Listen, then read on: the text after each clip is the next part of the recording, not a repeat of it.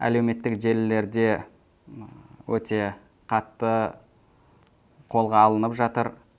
Бірақ өкінішке орай кейбір бауырларымыз білімсіздіктің себебімен осы оразаға қатысты пайғамбарымыз саллаллаху алейхи уассаламнан келмеген, пайғамбарымыздың атынан айтылған сөздерді хадис деп адамдарға таратып жатыр. Соның бірі соңғы кезде адамдардың арасында қатты таралып жатқан пайғамбарымыз саллаллаху алейхи уассаламның атынан айтылған сөздер. Ол сөздерде кімде-кім Рамазан айымен бірінші болып басқа біреулерді құттықтаса, немесе Рамазанның басталуын бірінші болып есіне түсіретін болса басқа адамдардың, ол адамға тозақтың оты харам болады деген сөз. Бұл пайғамбарымыз саллаллаху алейхи уассаламнан келетін сөз емес.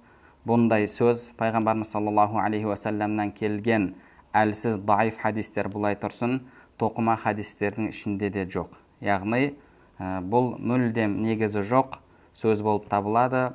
Бір Алла біледі бұның қайдан шыққанын, кім ойлап шығарғанын, бірақ бұл сөздерді пайғамбарымыз саллаллаху алейхи уассаламның хадисі деп айтуға болмайды.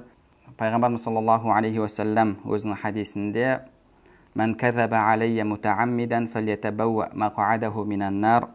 Кімде-кім менің атымнан әтейі біле тұра жалған сөйлейтін болса, өзіне тозақ отын дайындай берсін деген. Және маған менің атымнан жалған сөйлеу басқа адамның атынан жалған сөйлегенмен тең емес дейді. Пайғамбарымыз саллаллаху алейхи уассаламның атынан сіз бір нәрсе таратқан кезде, яғни сіз дін деп таратасыз. Пайғамбарымыз саллаллаху алейхи уассаламның атынан шыққан сөзді адамдар Алланың діні, Алланың шариғаты деп қабылдайды. Сол үшін де пайғамбарымыздың атынан жалған сөйлеудің күнәсі өте ауыр болып табылады. Сол себепті егер сіздерге ұялы телефондарыңызға осы суреттер келіп жатса, мен де басқа біреулердің есіне салып, оразаның бірінші күнін сауап алайын деген ниетте бұлай жасап қойып жүрмеңіз. Және бұл сөздерді таратып, пайғамбарымыз саллаллаху алейхи уассаламның атынан жалған сөйлеушілердің қатарына кіріп қалудан сақ болыңыз.